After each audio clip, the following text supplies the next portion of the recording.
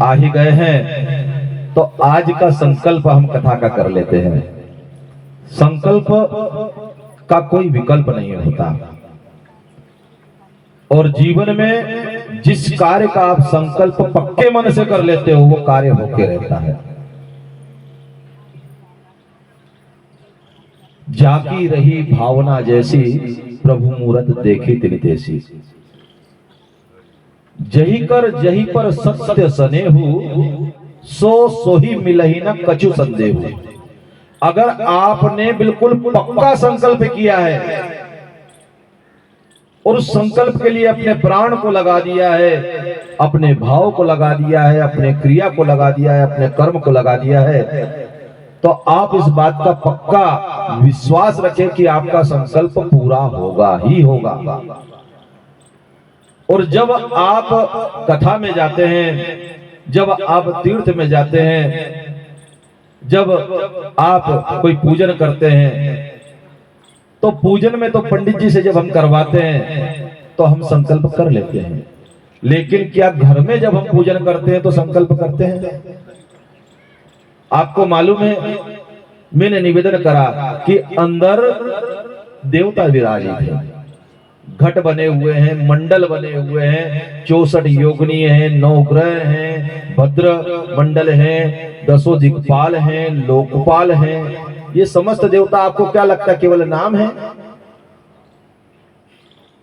ये सब उपस्थित है। और जो आप पुण्य यहां पर कमा रहे हो ना, ये जैसे ही आप बाहर निकलोगे वो लोग सब आपसे ले लेंगे। तो इसलिए संकल्प कर लेना चाहिए। और आप जब घर में बिना संकल्प के पूजा करते हो तो आपका पुण्य देवराज इंद्र लेकर चले जाते हैं, क्योंकि समस्त देवताओं के लिए जिसका कोई संकल्प नहीं। वो एक बात बताइए, अगर मान लो यहाँ पर कोई सामान में बीच चौराहे पर पटक जाऊं, जिसको मिलेगा वो ले जाएगा। तो आपने अपना पूजन पाठ जब तब जो किया, कथा श्रवण करी, उसका कोई संकल्प नहीं किया, वो चौराहे पर पड़ी, कोई भी लेके जाएगा। तो क्या आप चाहोगे कि आपका पूजन और जब तब सब निरर्थक चला जाए? कम से कम इतना तो संकल्प कर लें कि जब हम आए हैं तो थोड़ा बहुत कुछ उसका पुण्य फल हमको और सबको मिल जाए। तो इस बात का ध्यान रखते हुए संकल्प करना जरूरी है। महाराज जी ने प्रयागराज की जो यात्रा निकाली है, तो मैंने महाराज जी से कहा, आदेशित किया महाराज जी को कि मैंने कहा महाराज जी आप प्रयागराज की यात्रा जाएंगे तो खंडवा से जब आप यात्रियों को बैठाएंगे तो संकल्प करा के बैठाइए। बिना संकल्प के यात्रा भी पुण्य फलदायी नहीं होती। बोलो जय मैया की।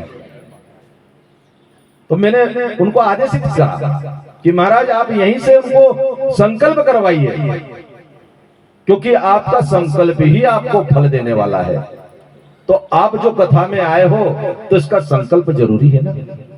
और गणेश जी महाराज आ ही गए हैं, जो मोदक से प्रसन्न हो जाते हैं। गणेश जी मोदक से प्रसन्न होते हैं, सूर्य भगवान जल से प्रसन्न होते हैं, माता श्रृंगार से प्रसन्न होती है। और जैसे आप अकल घर के अंदर जब जाते हैं तो घर में भी जैसे माताएं होती हैं तो केवल श्रृंगार से प्रसन्न नहीं हो जाती।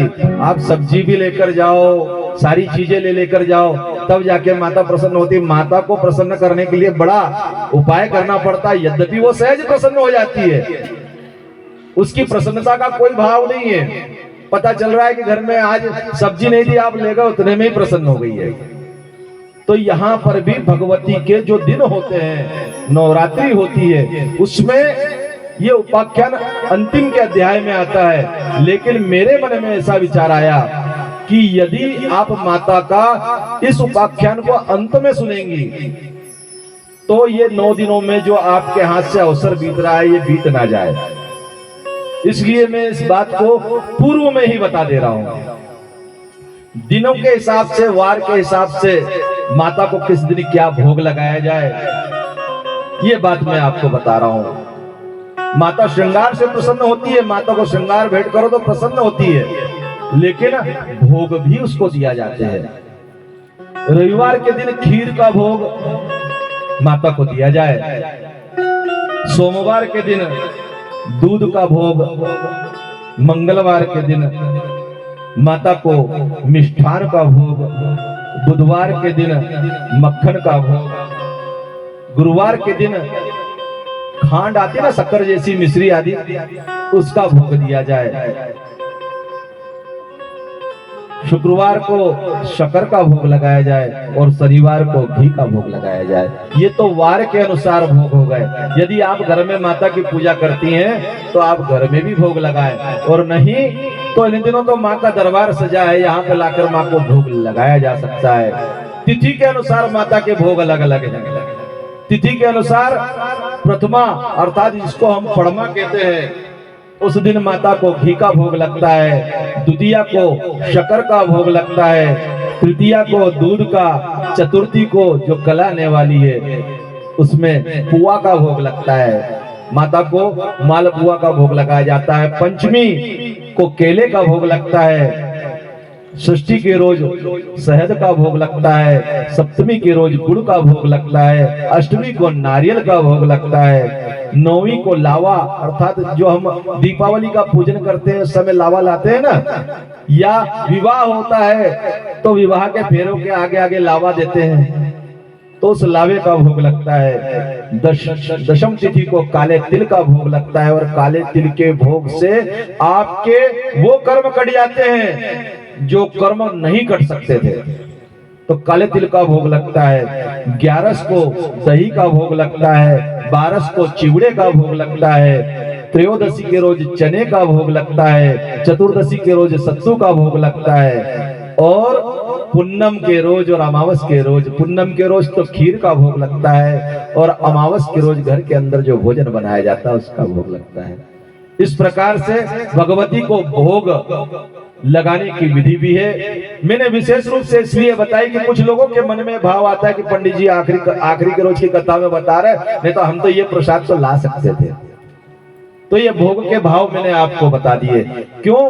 क्योंकि आप आ रहे हैं तो किसी के पास भी अगर खाली हाथ जब आप आते हैं तो हो सकता है कि देने वाला दाता हो तो वो आपके हाथ भर के दे, लेकिन जब आप कुछ लेकर के जाते हैं, हम किसी की शादी ब्याह बच्चे के बर्थडे में जाते हैं तो भी कुछ ना कुछ लेके जाते हैं, तो भगवती के द्वार में खाली कैसे आ सकते हैं? जब उसने इतना बड़ा संसार हमको दिया है, दे दी है और सब कुछ दे रखा है, तो उसके द्वार हम खाली कैसे आए? तो इस बात को ध्यान रखें। माता श्रृंगार से प्रसन्न होती है, गणेश जी मोदक से प्रसन्न होते हैं, शिव जी नमस्कार से ही प्रसन्न हो जाते हैं, जल से प्रसन्न हो जाते हैं, और सूर्य जल और नमस्कार से प्रसन्न होते हैं। वैसे ही माँ जगत जननी जिनका हम भजन कर रहे हैं, वो भगवती जब उसको प्रेम पूर्वक हम माँ माँ माँ बार बार उसका गुणगान करते हैं और उसको पुकारते हैं, तो उससे दौड़ कर आती रहती है। जब यहाँ पर 8 वसुओं को श्राप मिला तो सूत जी से शौनक आदि ऋषि पूछते हैं कि महाराज फिर वो 8वां वसु कौन था जिसको कि लंबे समय की अवधि का श्राप दे दिया था? बोले वो ध्रुव नामक वसु था।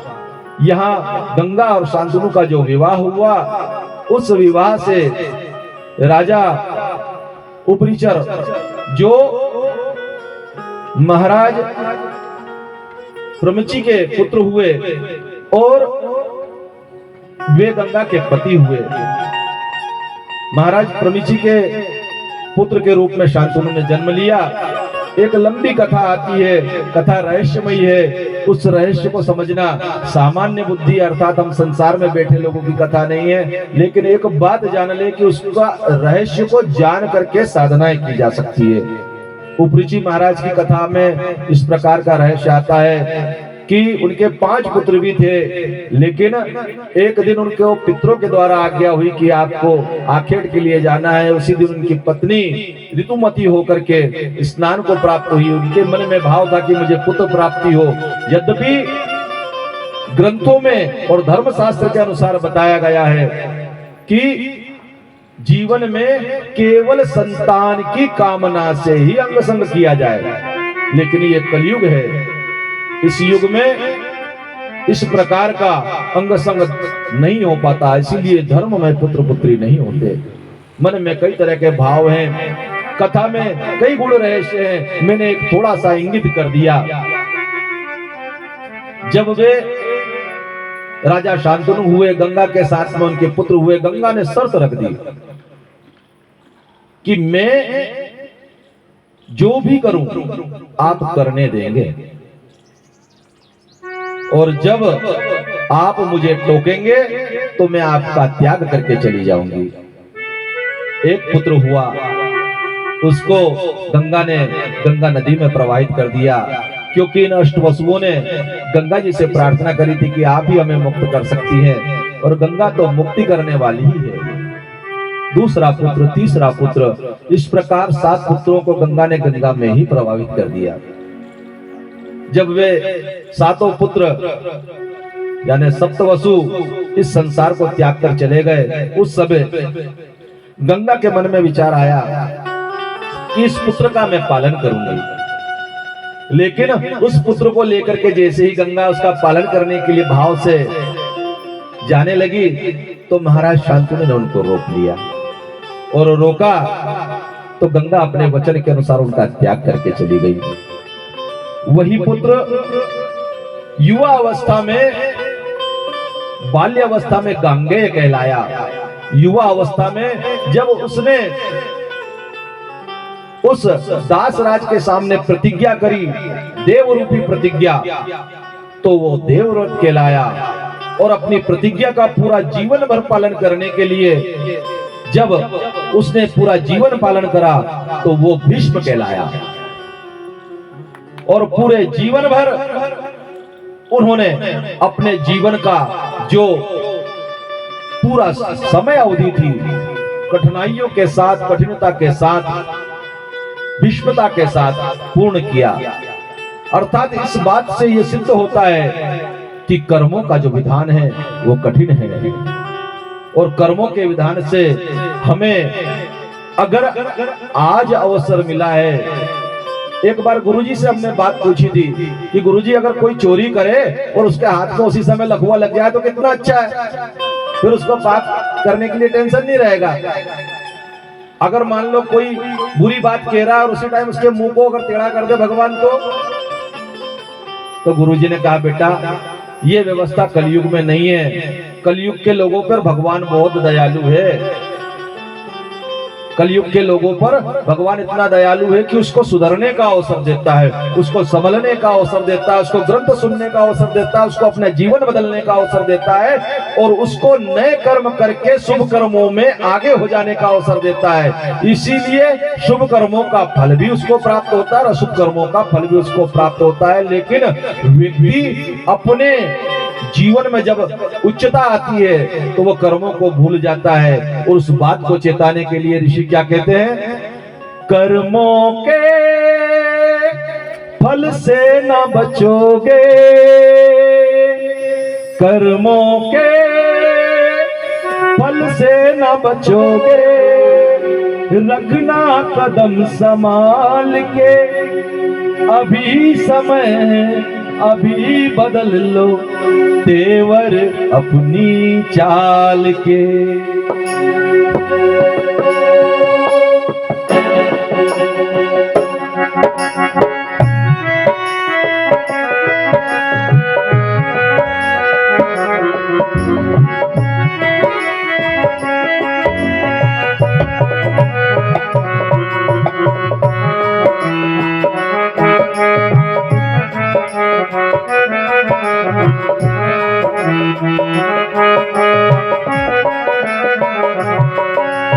कर्मों के फल से न बचोगे, कर्मों के फल से न बचोगे, रखना कदम संभाल के, अभी समय है अभी बदल लो तेवर अपनी चाल के, अभी समय है अभी बदल लो तेवर अपनी चाल के, अभी समय है अभी बदल लो तेवर अपनी चाल के, अभी समय है अभी बदल लो तेवर अपनी चाल के।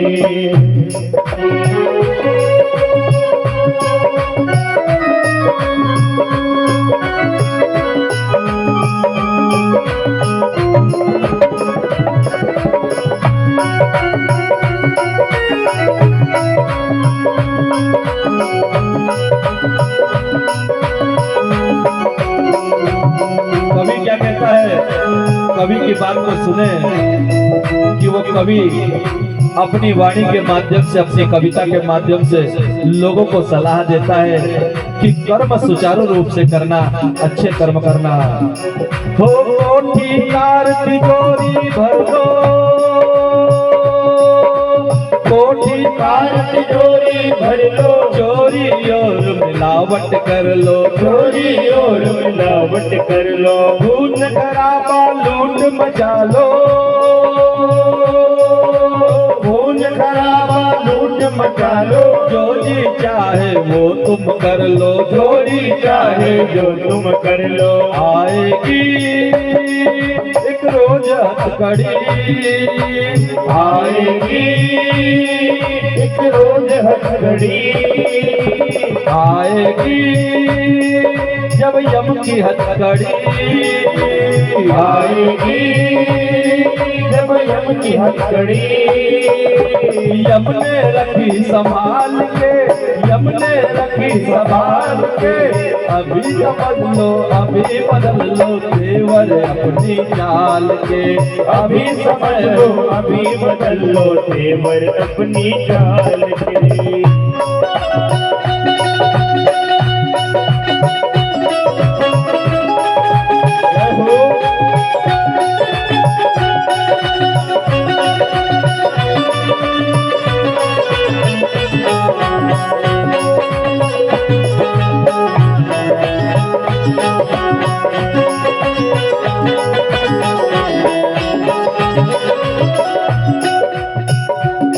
आज के समय में मनुष्य शरीर की सुंदरता को ही सब कुछ समझता है, मन की सुंदरता को तो जैसे भूलता चला जा रहा है।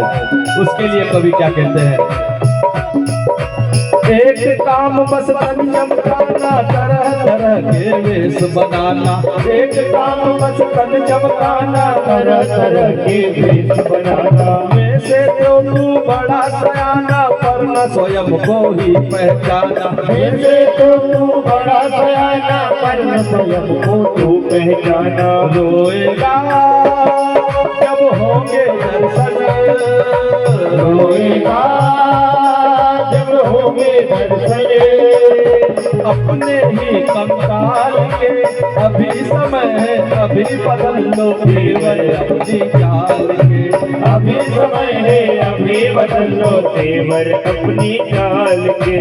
कर्मों के फल से न बचोगे, कर्मों के फल से न बचोगे, चलना कदम संभाल के, अभी समय है, अभी बदल लो तेवर अपनी चाल के, अभी समय है, अभी बदल लो तेवर अपनी चाल के।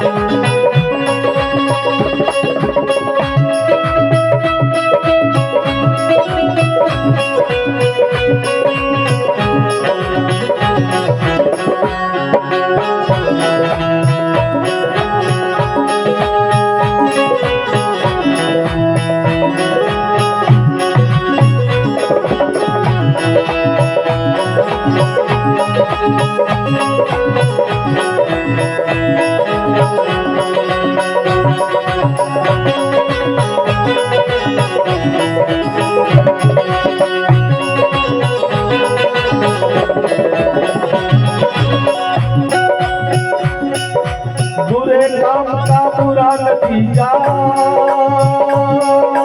बुरे काम का बुरा नतीजा, एकादशी करो या तीजा, एकादशी करो या तीजा, शुभ कर्मों से जो मन भीजा, शुभ कर्मों से जो मन भीजा, धन बेवयत कभी नतीजा, धन बेवयत कभी नतीजा, बोएगा काटेगा वही, बोएगा काटेगा वही, यही स्वक्षर भाल के, अभी समय है, अभी बदल लो तेवर अपनी चाल के, अभी समय है अभी बदल लो तेवर अपनी चाल के।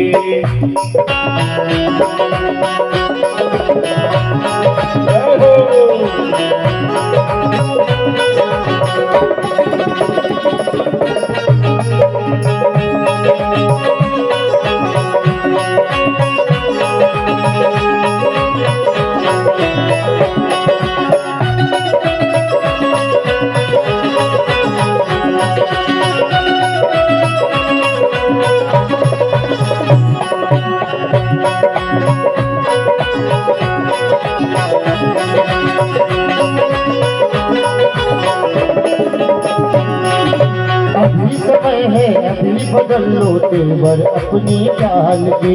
अभी समय है अभी बदल लो तेवर अपनी चाल के। जब इस प्रकार कवि की वाणी जो चेतावनी देती है वो भक्तजनों ने सुनी तो उनके मन में भाव आया कि फिर क्या करें। अगर कर्म बुरा हो गया है या किसी प्रकार की अशुद्धि और गलती हो गई तो क्या करें। तब कवि क्या कहता है, अभी नहीं कुछ भी बिगड़ा है, अभी नहीं कुछ भी बिगड़ा है, चौराहे पर आज खड़ा है, चौराहे पर आज खड़ा है। अभी भी जीवन शेष पड़ा है,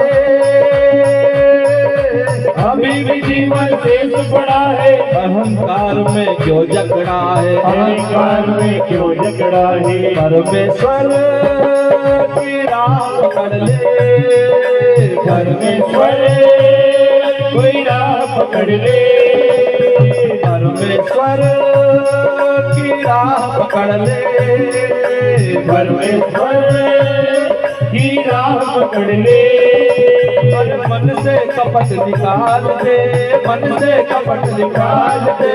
अभी समय है अभी बदल दो तेवर अपनी चाल के। अभी समय है अभी बदल दो तेवर अपनी चाल के। अभी समय है अभी बदल दो तेवर अपनी चाल के। अभी समय है अभी बदल दो तेवर अपनी चाल के।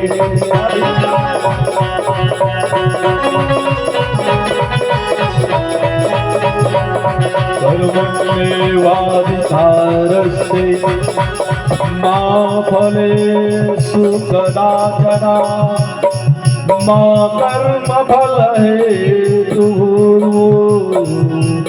मां पश्येत्।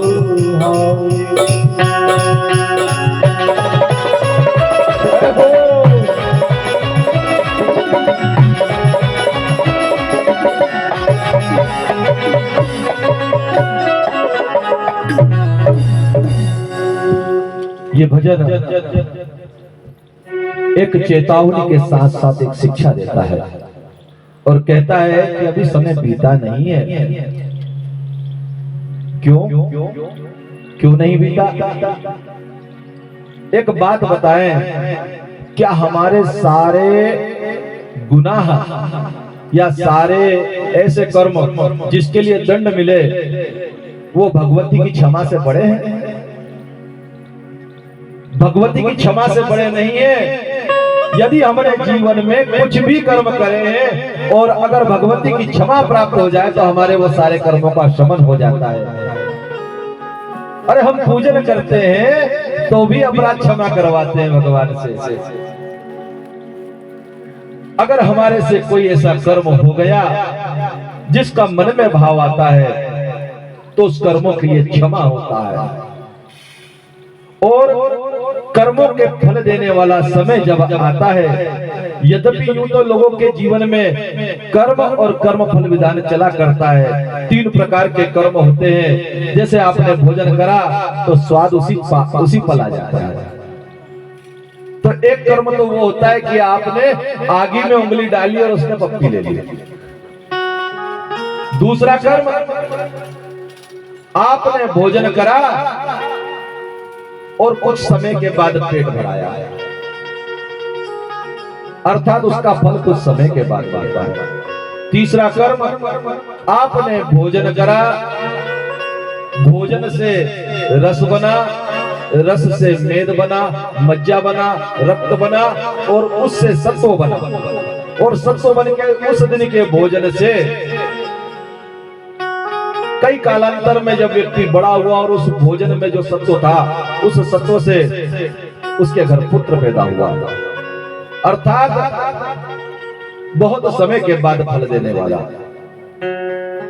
तत्काल प्राप्त फल, कुछ समय के बाद देने वाला फल और बहुत दीर्घ अवस्था में देने वाला फल। एक फल और होता है जो आज हमने करा वो प्रारब्ध बन जाए। तो मानव जीवन में हम प्रारब्ध बनाने थोड़ी आए हैं। एक बात बताइए, हम अगर मानव का तन प्राप्त करके प्रारब्ध मिटा दे तो मैंने पूर्व में निवेदन करा था कि आज की कथा में रहस्य है और उस रहस्य को समझ पाना या समझा पाना कठिन है। आपने देखा कि पितामह भीष्म देवता थे, शांतनु स्वर्ग को पहुंच गए थे उपचरित राजा के रूप में, और देवी गंगा ब्रह्मलोक में निवास करती थी, लेकिन उनको मृत्यु लोक में आना पड़ा। यानी हम ये देख रहे हैं कि गंधर्व, अप्सरा, देवता और ब्रह्मलोक के निवासी, यहाँ तक कि हम ग्रंथों में देखते हैं कि भगवान वैकुंठ के निवासी, गोपाल गोलोक के निवासी, वो भी पृथ्वी पर आते हैं। और जब पृथ्वी पर आते हैं तो इस पृथ्वी पर सामान्य मानव की तरह जीवन जीते हैं। तो यह भी हो सकता है कि यहाँ पर बैठे हुए लोगों में कोई गंधर्व हो, कोई देवता हो, कोई किन्नर पुरुष हो, किंप पुरुष हो। इस संसार में सभी प्रकार के लोग रहते हैं। यदि किसी के गुण कर्म के अनुसार लगाया जाए तो जो गायन का काम करते हैं वो गंधर्व कहलाते हैं। जिन लोगों की रुचि अपने कर्म के अनुसार संगीत आदि में रहती है वो गंधर्व लोक के निवासी कहलाते हैं। इसी प्रकार कई लोगों को हमने देखा कि उनके अंदर भाव रहता है दूसरों को देने का, वो देवता होते हैं। कई लोगों को देखा है कि खड़े खड़े भी नाचते रहते हैं, वो अप्सरा और किन्नर पुरुष होते हैं। वैसे ही कई लोगों को देख करके श्रद्धा से माथा अपने आप झुक जाता है, वो लोग भगवान गोपाल के धाम के लोग होते हैं, भगवती के धाम के लोग होते हैं। कई माताओं को देख करके भगवती की छवि दिखने लगती है। ये समझ लो कि वो भगवती राज राजेश्वरी त्रिपुर सुंदरी की सेविकाएं रही हैं। किसी कारण से संसार में कुछ भाव जागने के लिए आ गई है, कुछ जानने के लिए आ गई है। अर्थात यहाँ पर सारे लोग मानव नहीं है। और जब उनका समय आता है तो जैसे पितामह भीष्म को अनेकों बाण लगे थे, उतने बाण लगने के बाद भी वो लेटे रहे और मार्ग देखते रहे सूर्य के उत्तरायण होने की, क्योंकि देवलोक जाने का मार्ग उत्तरायण में आता है। और जब उत्तरायण को वो पहुंचे, वो समय आया, तब उन्होंने देह त्याग करी। वैसे ही इस धरती पर समय सीमा आती है। यूं तो अब तक वो सीमा चल रही थी, लेकिन ये जो समय शुरू हुआ है 2024 गुरु पूर्णिमा से 2032 तक का जो समय है वो स्वर्ग यानी सतयुग में जाने का समय है। मेरी बात को अन्यथा मत लेना। अगर स्पीड से बोलने का आदेश दिया है तो भगवती की कृपा से ही प्राप्त हुआ होगा। ये सतयुग का समय आ चुका है। आप विश्वास करोगे तो सतयुग में जाओगे। मैं कल की कथा में बताऊंगा कि आपको राम राज्य तक ले जाने की गारंटी तो मैं दे सकता हूं। इसके आगे की व्यवस्था जब भगवान कहेंगे तब वो व्यवस्था हो जाएगी।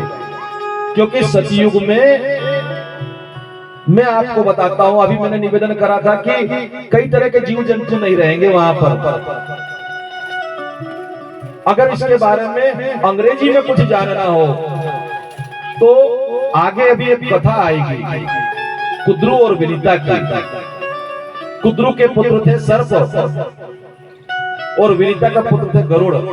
अगर हम इसको आज के भाव में देखें तो आर्कएंजल और रेप्टेलियन इस रूप में लोग जानते हैं। आज भी संसार में कई ऐसे जीव हैं जो धरती से चिपक करके रहते हैं और आपकी ऊर्जाएं खींचा करते हैं। क्या आपको पता है? ये जीव सतयुग में नहीं जा पाएंगे। ये जीव सतयुग में नहीं जा पाएंगे। सतयुग में माता ऋतुमती नहीं होंगी। सतयुग में हर कोई विवाह भी नहीं करेगा। सतयुग का अलग ही प्रदर्शन होगा। वहां पर मृत्यु में दुख नहीं मनाया जाएगा, क्योंकि पूर्ण जीवन के बाद व्यक्ति अपनी इच्छा से शरीर त्याग कर जाएगा, तो वहां पे दुख नहीं, उत्सव मनेगा। भावी सतयुग की रीति और नीति उस विधाता के द्वारा तय कर दी गई है। यद्यपि आपको सुनने में अचंभा लगेगा, क्योंकि ऐसी बात कोई करता नहीं है। और जब शुरुआत में कोई करता है तो उसको क्या बोलते हैं लोग? हमारे गुरुदेव बताया करते थे कि जो किसी के समझ में नहीं आए लोग उसको कहते पागल। बोले बेटा पागल का मतलब ये नहीं है कि वो अलग है। बोले उसने कोई गल को पा लिया। पंजाबी में भाषा को कहते हैं गल को पा लेना, जिसने कोई बात प्राप्त कर ली हो। गलदा मतलब बात, गल का मतलब होता है बात।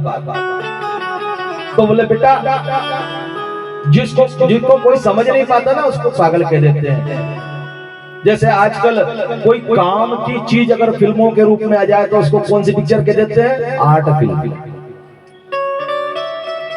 क्योंकि व्यक्ति मनोरंजन चाहता है, उसकी इंद्रियां जो है ना वो मनोरंजन की तरफ ध्यान देती है। जैसे ही आप भजन में आओगे तो आपका शरीर ही आपका विरोधी हो जाएगा, वही दुखने लगेगा जगह जगह से। और आजकल का जमाना तो रील का है। 30 सेकंड की रील में आदमी नहीं दिख पाता। एक रील आगे बढ़ाई कि किसी का बर्थडे है तो उसको लाइक कर देगा, फिर नीचे से दूसरी रील आई, कोई मर गया तो उसके सामने आंसू बूंद टपका देगा। एक 2 सेकंड में लोगों के भाव बदलते हैं। तो तुम बताओ कि अगर भाव बदलते ऐसे ही रहे तो भगवान तो बिना भाव के मिलता ही नहीं है। एक बार क्या हुआ कि एक व्यक्ति गया छाता खरीदने के लिए, और छाता खरीदने के लिए जैसे पहुंचा तो उसके यहाँ पत्नी बड़ी समझदार थी। ऐसे भी माताएं बहुत समझदार होती। बोले देखो तुम बाजार जा रहे हो, थोड़ा भाव ताव करके लेना, बिना भाव के मत लेना, लोग लूटते हैं। उसने कहा ठीक है। गया छाता खरीदने। छाते वाले से बोला कि भैया ये छाता कितने का है? बोले 20 रुपए का। तो पत्नी ने पहले ही समझाया था कि जो बोले उससे आधा बोलना तुमने। बोले 20 का नहीं, मैं तो 10 दूंगा। छाते वाला 2-1 रोज से उसकी बोनी नहीं हो रही थी। आज वो घर से प्रण करके आया था कि आज तो मैं छाता बेच ही दूंगा। उसने कहा भैया मैं आपको 10 में तो नहीं दे सकता, एक काम करो 15 में दे दो। बोले नहीं अब तो मैं 7.5 में लूंगा। अरे बोले भैया 10 दे देना। बोले नहीं 5 दे। बोले नहीं भैया एक काम करो 8 दे देना। बोले 4 ही दूंगा। और आगे बढ़ा। उसने भी विचार करा था कि आज तो वो नहीं करूंगा ही करूंगा। तो उसने कहा भैया 5 रुपए दे देना। तो बोले नहीं अब तो 2.5 दूंगा। भैया बोले मेरी खरीदी 4 रुपए की। बोले मेरे जेब से 4 रुपए जा रहे हैं, 8 रुपए खरीदी है, तू 4 ही दे दे। बोले नहीं अब तो 2 दूंगा। छाते वाले ने छाता उठाया और बोले जा यार तू यहाँ से, उसको भगा दिया। तो महात्मा कहते हैं कि वो व्यक्ति जो छाता खरीदने गया था वो एक भाव में नहीं टिका, वो भी हर बार भाव बदलता चला गया। और जब एक भाव में छाता खरीदने गया हुआ व्यक्ति नहीं टिका तो उसको छाते की छाव नहीं मिली। तो तुम अगर भगवती के भाव में लंबे समय तक नहीं बैठोगे तो तुम्हारे को भगवती की कृपा छाव कैसे मिलेगी? जब बहुकाल करहि सत्संगा, जब बहुकाल करहि सत्संगा,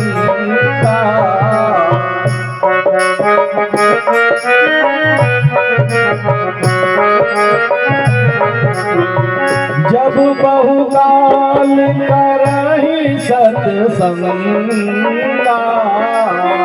जब बहुकाल करहि सत्संगा, हो वही तब भव भय भ्रम भंगा, वही तब भव भ्रम भंगा। जब बहुत काल तक सत्संग हो, लोग कहते हैं हमने तो 1 साल का सुन ली, अरे बहुत काल तक सत्संग होना तब जाके ये बुद्धि धुलती है, नहीं तो ये बुद्धि व्याभिचारणी है, ये बुद्धि व्याभिचारणी है, यहाँ से निकली और वहां पर दूसरे को पकड़ लेती है। जब बहुत काल तक सत्संग करो तब जाके ये मति सुमति होती है, क्योंकि इसके साथ में इसकी बहन भी रहती है। क्या नाम है उसका? कुमति। कुमति सुमति सबके उर रहे और नाथ पुराण निगम कही। जब एक भाव में ना टिके तो भगवान का भजन नहीं मिलता। इसलिए जो भी है हम भाव को ध्यान में रखें, क्योंकि परमात्मा भावग्राही है। उसको हम फूल देते हैं तो फूल तो वही रखा रह जाता है, लेकिन तुमने जिस भाव से उसको दिया वो भाव उसने ले लिया। हम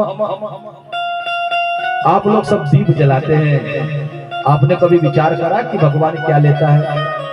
जैसे हम लोगों के लिए भगवान ने भोजन की व्यवस्था करी है ना, वैसे देवताओं को पुष्ट करने के लिए भगवान ने दीपक और यज्ञ की व्यवस्था करी है। जब हम दीपक लगाते हैं ना, तो उस दीपक में डाले गए ईंधन से देवताओं के पीछे जो प्रकाश दिखता है, फोटोओं के पीछे दिखता है ना, वो प्रकाश का विस्तार होता है। इसलिए शुद्ध घी का दीपक आवश्यक रूप से लगाया। अगर गौ माता का मिले तो देवता आएंगे, और अगर भैंस का मिल गया तो फिर कौन आएंगे?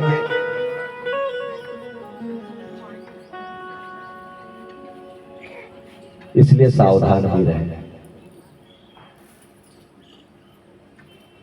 क्योंकि एक बार क्या हुआ, एक व्यक्ति थे और ये उघड़ बाबा लोग होते हैं, कई मिल जाते हैं कुंभ आदि में। तो उसने कहा, प्रभु मेरे को तो बिल्कुल फटाफट आराम लगने वाला देवता की पूजा बताओ जो तुरंत बात समझ ले। उन्होंने कहा ठीक है, सबकी पूजा तो सब करते, तू एक काम कर, यम की पूजा कर। अब यम की पूजा कर। अब उसने गया तो फोटो ढूंढने लगा कि कहीं मिल जाए, नहीं मिली। एक पेंटर को पकड़ा, बोले भैया बना। तो पेंटर के दिमाग में जैसी आई उसने बड़ी बड़ी मूछे बना दी फोटो। अब जैसी फोटो बनाई उसने कहा मैं तो इनकी पूजा करूंगा, बड़े अच्छे लग रहे हैं। अब पूजा करा, और पूजा करते के साथ में ऐसे यमराज को धर्मराज भी कहते हैं, वही हमारा हिसाब किताब लिखते हैं। उनके साथ में एक चित्रगुप्त रहते हैं, जो यहाँ पर उनका है ना, वो जिसको हम कह सकते हैं कि आजकल एक चिप आ रही है मस्तिष्क में लगाने के लिए आने वाली है, वैसी एक चिप चित्रगुप्त की लगी रहती है हमारे अंदर। वो हमेशा सब मेमोरी रखती है, कई जन्मों की रखती है। तो वो जैसे ही उसने थोड़ा रोज पूजा करा, 2 रोज 3 रोज, हफ्ते भर में तो भगवान सामने। ने कहा वाह यार, तू मेरी पूजा कर रहा, मेरी पूजा कोई करता नहीं, नाम से डरते लोग। तूने मेरी पूजा करी, एक काम कर, तू मांग क्या मांगता है? बोले प्रभु मेरे पास तो धन दौलत कुछ भी नहीं है, ना नाम है, ना यश है, ना कीर्ति है, ना पैसा है। बोले एक काम कर, आज से मैं तेरे को एक उपाय बता के जा रहा हूँ, जिसके सिराने में बैठे रहूं, जिसके सिराने में बैठे रहूं, तो बोले तू उसका उपचार कर देना, अगर भभूति भी दे देगा तो वो ठीक हो जाएगा। और जिसके मैं पायताने बैठे रहूं तो ये समझना कि इसको मैं लेके जाने वाला हूं। तो उसको गीता जी का अध्याय सुनवा दिया करना। अब इससे अच्छी बात क्या होगी? कोई भी बीमार पड़ा अड़ोस पड़ोस में, वो तुरंत जाकर के देखता है तुमने क्या हुआ, देखा कि सिराने बैठे, तो उन्होंने कहा थोड़ा सा मंत्र करा और दे दिया। अब वो 2-3 रोज में उठ के खड़ा, जिसके वहां भी जाए उसको उठा करके खड़ा कर दे। लोग बड़े प्रसन्न, महाराज है महाराज है महाराज है। चमत्कारों के पीछे तो नमस्कार करते हुए क्या लोग दंडवत लगाते हुए घूमते। अब जैसे ही उसको देखा, अब ऐसा करते करते कभी कभी किसी के पायता ने बैठा दिखा, और पायता ने जब बैठा दिखा तो उसने कहा भाई देखो क्या है, जीवन ऐसा ही होता है, व्यक्ति के अपने कर्म होते हैं, जीर्ण हो गए ये वो। और ऐसा कह के उनको गीता जी का, इनको तुलसी का जल दे दो, ये दे दो, तो लोगों की गति भी सुधर जाए, क्योंकि अंत मति सगति। अब अंत में वो मति सुधार दे लोगों की, गीता जी का अध्ययन करवा दे, सत्संग की कथा सुनवा दे, तो बड़ा अच्छा कर्म होने लगा। लेकिन कहते हैं ना कि सब कुछ बनाओ, चेले मत बनाओ, नहीं तो कई बार चेले निपटवा देते हैं। जितने महात्मा इनको सब चेले निपटवाते हैं। क्या हुआ कि महाराज जी के आगे पीछे बहुत भीड़ लगने लगी। अब एक रोज सोकर उठा 30-40 साल बाद, तो क्या देखते हैं कि यमराज पांव की तरफ उसके ही बैठे हुए हैं। अब उसी के पांव तरफ बैठे हुए, उसने कहा बाप रे, ये मेरे पांव के पास बैठे, आज तो मेरा ही नंबर है। उसने जल्दी से क्या करा, पलटी मारी, और पलटी मार के यमराज तरफ सर कर लिया। तो यमराज उठ करके इस तरफ आए, फिर देखा कि अरे इस तरफ आए, फिर पलटी मारी, फिर यमराज इस तरफ आए। ऐसा 5-10 बार करा तो चेलों को लगा कि यार गुरुजी की तबीयत खराब है, उनने लेकर उसको खटिया से बांध दिया। फिर क्या हुआ होगा, राधे राधे। तो इसलिए कई बार चेले डुबवा देते हैं। गुरु तो जान करके करना चाहिए, लेकिन चेले तो और ज्यादा जान करके बनाना चाहिए, क्योंकि डुबवाने का काम वो भी कर सकते हैं। कहने का आशय ये है कि आप एक भाव में जब तक नहीं रहेंगे, और आजकल कलयुग ने इतनी व्यवस्था कर दी है कि हमारे हर 30 सेकंड में भाव बदल जाते हैं, और ये 30 सेकंड में भाव बदलना हमारे बच्चों के लिए सबसे ज्यादा खतरनाक है। क्योंकि जैसे ही 30 सेकंड में भाव बदल रहे हैं, उसके सर के अंदर पूरी की पूरी गतिविधियां क्या हो रही हैं। जैसे खुशी का कोई दृश्य आया, 30 सेकंड देखा, उसको आगे बढ़ा दिया। फिर उसके बाद में कोई हंसी का आया, तो वो दृश्य के लिए मस्तिष्क में ऊर्जा चली, और उसके पहले 30 सेकंड में वो बदल गया। अब हंसी का आ गया, वो हंस दिया, फिर तुरंत रोने का आया। यानी आप समझ रहे हो ना, कितनी जल्दी जल्दी आपके मस्तिष्क में चित्र बदलाए जा रहे हैं। क्या कहीं ये कोई ऐसी बात तो नहीं कि आने वाले समय में आपके बच्चे विकृत हो जाएं? माताओं से निवेदन है कि एक समाज है जो बोहरा कहलाता है, उन्होंने अपने बच्चों को 18 साल की आयु तक के बच्चों को मोबाइल देना बैन कर रखा है। आज भी दुनिया में समझदार लोग हैं, और हमारे यहाँ तो माताएं क्या करती हैं, खाना बनाना है, खाना बनाने के लिए बच्चों को मोबाइल दे दिया।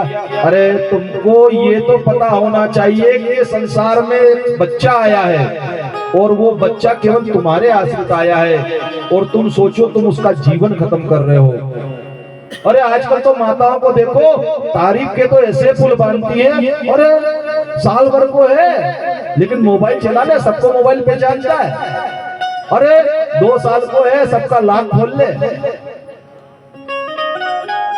तो क्या आप भूल गए कि सुभद्रा का पुत्र अभिमन्यु माँ के गर्भ में ही सब सीख गया था? आजकल माताएं जब बच्चा गर्भ में होता है तो रेडिएशन में मोबाइल आगे चलाया करती है, वो भी तो सीख रहा है। आपके न्यूरो से उससे सेल जुड़े हुए हैं, आपकी नाभि से उससे सेल जुड़े हुए हैं। अगर आपसे उसका जुड़ाव नहीं है तो आप देखें कि जब आपका बच्चा 4 साल तक का भी हो जाता है, और माता ही जैसे भोजन के लिए बैठती है, बच्चा मल विसर्जन करके खड़ा हो जाता है, और माता उस समय तो चिढ़ती है कि मैं खाने बैठी और इसने करने के लिए गया। अरे आपकी नाभि से उसका द्वार जुड़ा हुआ है। बेटा थोड़ा मध्यम करो, सुनो। आपकी नाभि से उसके अंग जुड़े हुए हैं। जैसे ही आप भोजन के लिए बैठते हो, उसके शरीर में स्मृति बनी हुई है कि जैसे ही आप भोजन करती थी मातृत्व के समय, तो उसकी नाभि में उस समय भोजन प्राप्त होता था। तो उसके शरीर के अंग प्रत्यंग मां की नाभि से कटने के बाद भी दूर रहते हैं। आजकल की माताएं तो जानती भी नहीं है, और जब अस्पताल में जाते हैं तो वहां पर माताओं के जो जिसको हम कह सकते हैं डिलीवरी होती है, तो वहां पर बच्चे की नाल काट दी जाती है, जबकि बच्चे की नाल 1 मिनट के बाद काटनी चाहिए, 1 मिनट से 5 मिनट के बाद। पुरानी दाइयां जो होती थी ना, वो क्या करती थी, इस प्रकार से उस नाल को पकड़कर बच्चे के शरीर में उसका रक्त उतार दिया करती थी, क्योंकि वो उसके भोजन के साथ ही आया हुआ है। जब वो रक्त उसके शरीर में, बालक के शरीर में चला जाता था, उसके बाद नाल काटती थी, तो कभी बच्चे को पीलिया नहीं होता था। आजकल तो सेकंड में कटती है, दूसरे रोज बच्चे को पीलिया। बोलो राधे राधे। ये सब विज्ञान है। मैं क्यों समझा रहा हूं, क्यों बता रहा हूं?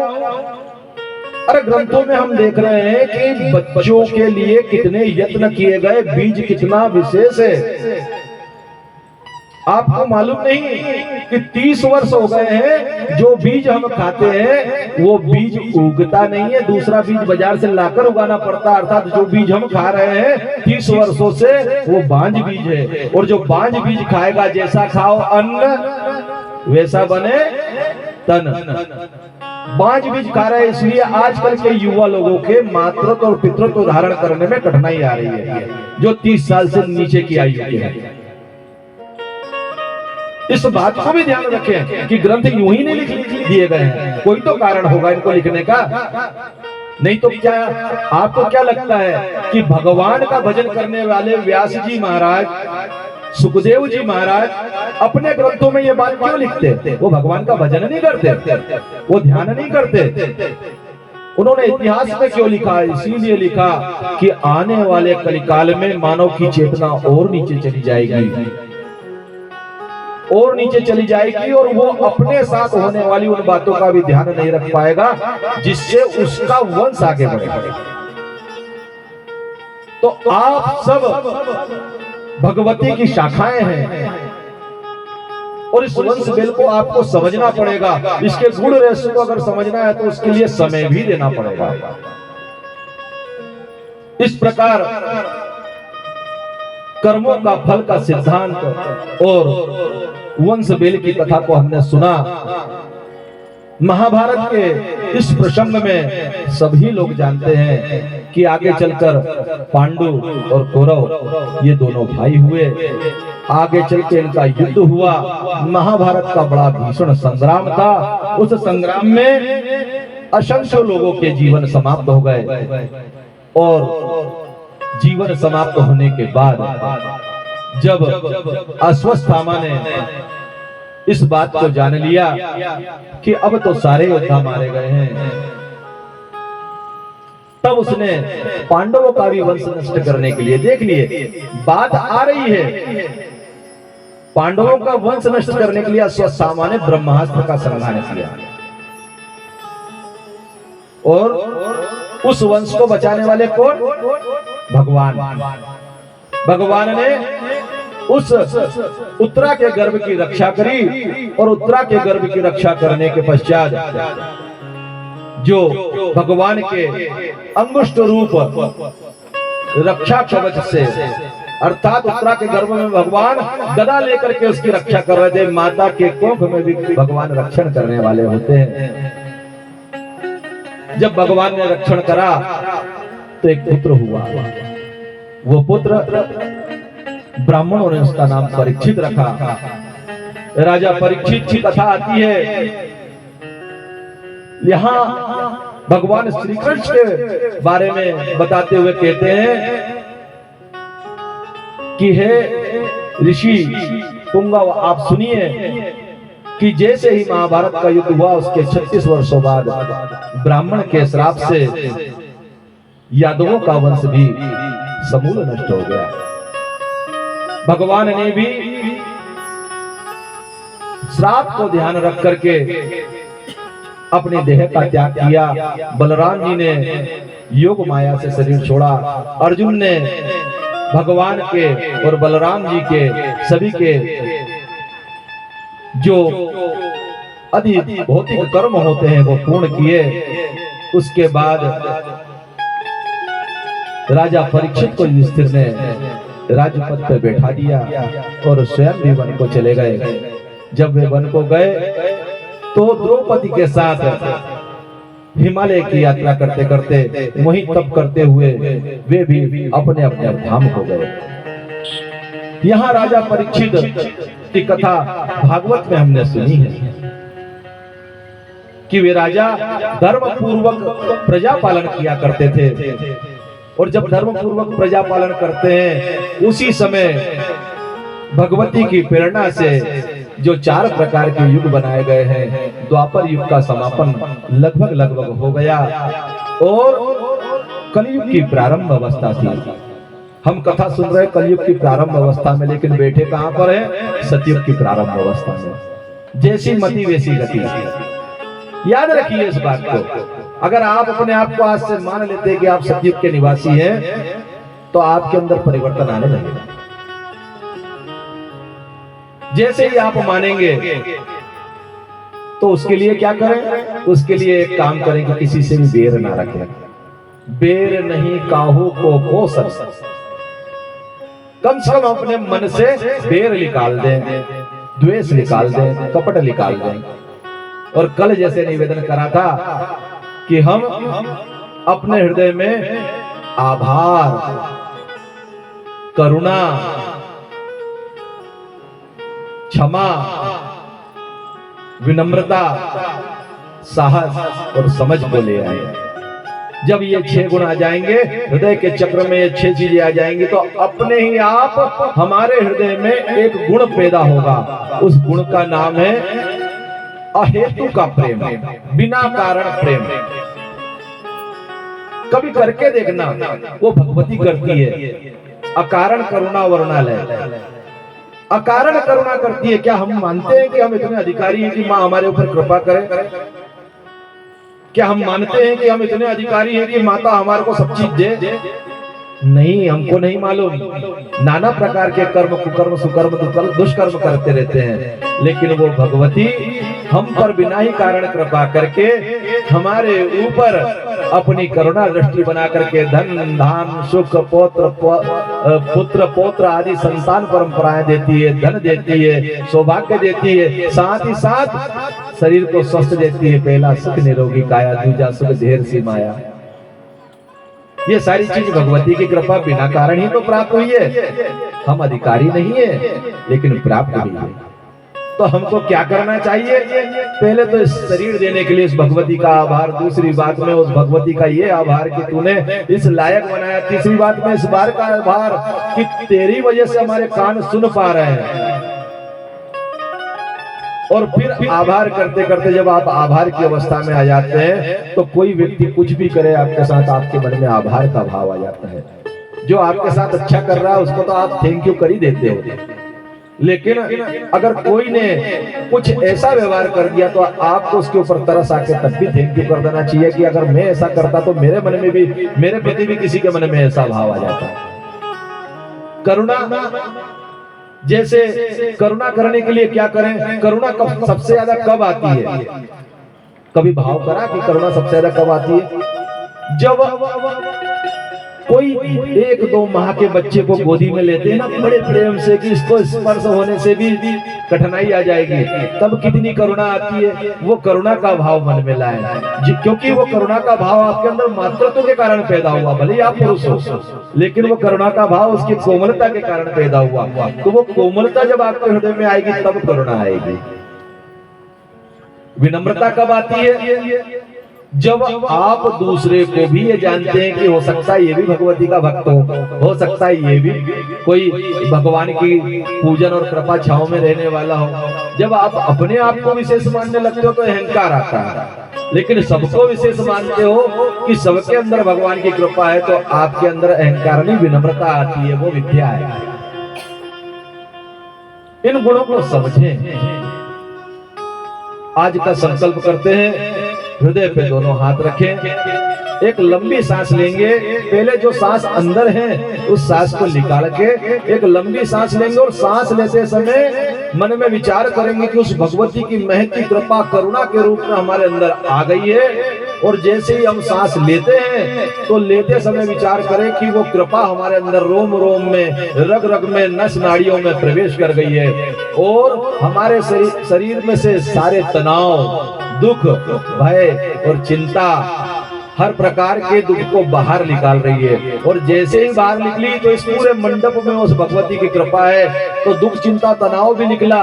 तो कहते हैं ना कि कोई गलत चीज भी, अगर कहीं का नाला भी गंगा जी में चले जाए तो गंगा जी बन जाता है। वैसे ही हमारा दुख, चिंता, तनाव जैसे ही भगवती में मिला तो वो भी सुख, सौभाग्य और ऐश्वर्य बन जाएगा, है ना। तो इस प्रकार के भाव के साथ एक सांस बाहर निकालें, भाव करें कि हे भगवती, हम जो संकल्प कर रहे हैं वो हमारे लिए और सारी जगती के लिए है, सब लोगों के लिए है। एक लंबी सांस ले, माँ की करुणा को अपने रोम रोम में पहुंचाए और शरीर में जहां भी तनाव और दर्द है हल्का सा मुंह खोल करके सांस के साथ धीरे धीरे बाहर निकालें।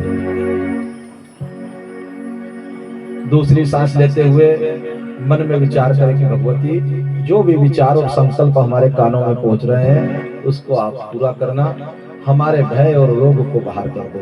सांस छोड़ दे दूसरी भी। मां से मन ही मन बोले कि हे मां, बड़े सुख सौभाग्य के कारण हम तेरे द्वार तक आ पाए हैं। आज जो हम संकल्प कर रहे हैं मां, उस संकल्प को आज पूरा ही कर दीजिए। मां, हम सब लोग स्वस्थ रहे। मां, हमारे परिवार में छोटे और बड़े सभी को सद्बुद्धि और स्वास्थ्य प्रदान करो। हे भगवती, आपकी कृपा से हमको भक्ति और ज्ञान प्राप्त होता रहे। हमारे मन में शुभ कर्मों के लिए तत्काल उठ खड़े होने की प्रेरणा पैदा करें। हे मां, हमें जो प्राप्त लक्ष्मी है वो हमारे पास रहे, और जो लक्ष्मी की हम इच्छा रखते हैं, जो शक्ति की इच्छा रखते हैं, जो ज्ञान वैभव और धन की इच्छा रखते हैं, वो हमें प्रदान करें। हे मां, हमारे भावों को आप अच्छे से जानती हैं। हम जो भी आपके सामने निवेदन करते हैं भगवती, जब भी हम इस प्रकार के भाव के साथ आपके सामने बैठे, घर में, मंदिर में, कहीं भी, तो आप हमारी इच्छाएं पूरी करती रहना। हे जगत जननी, हम हमेशा आपकी कृपा छांव में रहें। इस प्रकार के भाव के साथ मां की करुणा को अपने अंदर में लाएं, और एक करुणा की दृष्टि से जो भी सामने हो उसको करुणा की दृष्टि से सारे संसार को देखें।